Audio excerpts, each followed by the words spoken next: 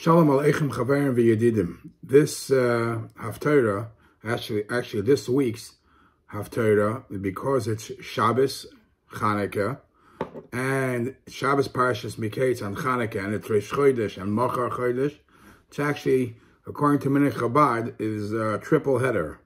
You're going to read it's actually a double header, not a triple header. You're going to read, instead of the regular Parshas Shavua Haftarah, Miketz, you're going to read Shabbos Chanukah, and then you're also going to add about Rosh Chodesh and Machar Chodesh. Now, so it is a triple header, but what gets eliminated is actually the Haftarah that's printed in the Svarim, in the Chumashim, at the end of Chumash, at the end of Parshas Miketz, which is a fascinating story, and so it shouldn't be left out. I will talk a little about that story, the very famous story of Chochma Shleima, where Shleima had a dream which is similar to the dream that Yosef has, and there's a lot of similarities between the two. Yosef is Pesach Halayim, and Shleima gets a promise, a commitment in his dream that he will be blessed with greatness and Chochma and Ashiris, v'chulu v'chulu. And that's most probably the connection between why in Parshas Miketz is this Haftarah.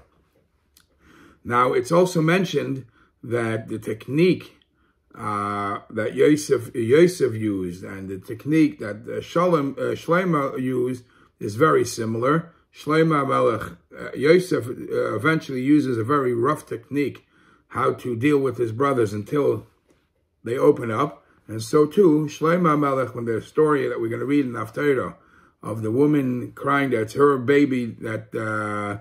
and not to give it away, she also played a rough technique, saying, let's slice the baby in half, which is obviously no seichel, no normal person would want to allow that to happen, but the outcome is the same. Sometimes you got to get to a positive outcome, you got to take a rough road, a high road.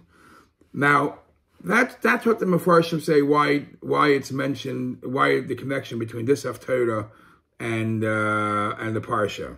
But the story that's mentioned, that's discussed in Haftarah in Malachim, and that's what, as the Pasuk concludes, after this story, the last Pasuk in this Perek, in Perek Gimel, says, after everybody saw how smart Shleima HaMelech was, Vayishmu kol Yisrael as hamishpat as hashofat HaMelech, Vayiru mipnei HaMelech, Kiro ki chochmas elikim b'kirboy laseis mishpat.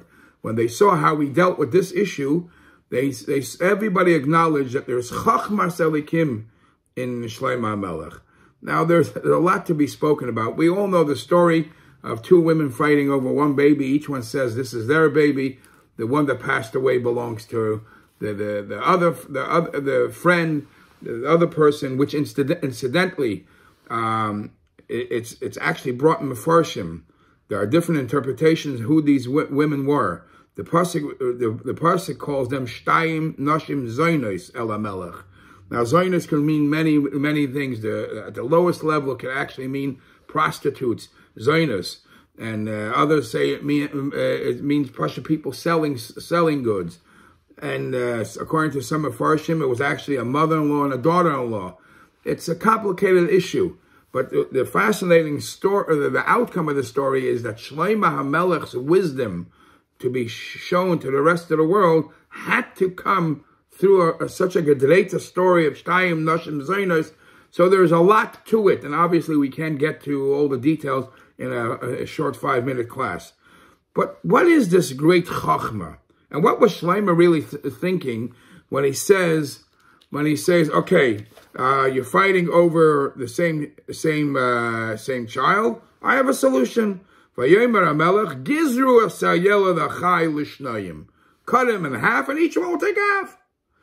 It seems to be, who would ever think this seems to be cruel? It doesn't even answer the problem, because each one is saying it's theirs. What's everybody going to do with a half a baby? The baby won't be alive. I mean, obviously, there's much deeper to the story, and the cruelty of the lying woman that she says no, don't give me half. And sorry, No. I don't. The other one once is not maskim. What does the second one say? Isha, the one that says, the one that was really her son says, you know what? Tnula, give it to her. And don't kill the child. And the other one says, no, gam li, gam lach you. Gzuru. So, cut the child. So many questions in this story. I mean, what are you going to gain? So you look in the Mefarshim, some of these questions are answered. And actually, halachically, Shlomo HaMelech did a lot of things that are questionable because he made up saktin without testimony, without edus. And the Mefarshim basically say, Shlomo HaMelech knew from the get-go who was the lying woman, and that's why he was able to try to get to the right answer through this technique. But I want to share with you a fascinating beer, and I don't know where the mucker he takes it from, but Rabbi Yosef Chaim, the Ben Ish Chai, in Birchas Chaim, says a pshat that's on his own chiddush. He says Shlomo HaMelech never ever meant to cut the child in half, because to cut the child in half is senseless, not for this mother and not for that mother. What did he mean by say cut it? Gizru es yeled. It's al derech what the Gemara says, that when two people fighting over an object, they split it. How? By selling the object. By selling the object, and whatever amount of money comes in, you split the money. That's what Gizru meant. Gizru meant will sell the kid as an eved, and you sell the kid as an eved. If it's $100 comes in, each one will get $50.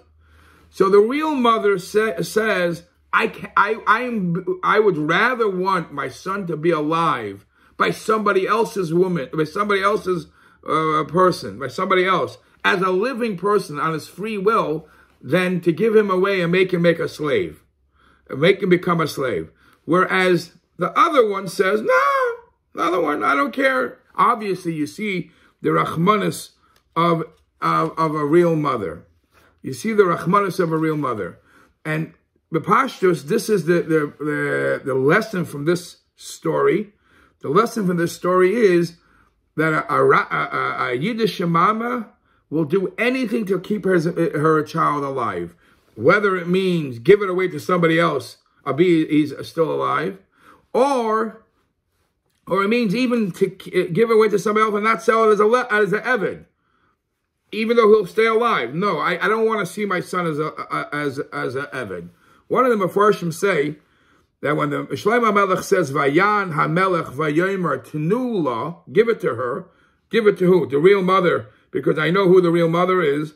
He used exactly the term that lady said. When they were fighting, and Shlomo HaMelech suggested to cut, to Gizru es yeled, so the real mother said, Bi adoini, tnula es yeled. Give the baby to her. The other one said, no, don't give me, ich will this, split him in half. Gizuru. So Shlomo HaMelech says, Tnula es yeled. The one that said Tnula, give it to her, because she is the real mother. The mother the person who has the real rachmanis, that's Yiddish mama, she deserves to have her child. And this is b'pashtus the lesson that we learn from this haftarah.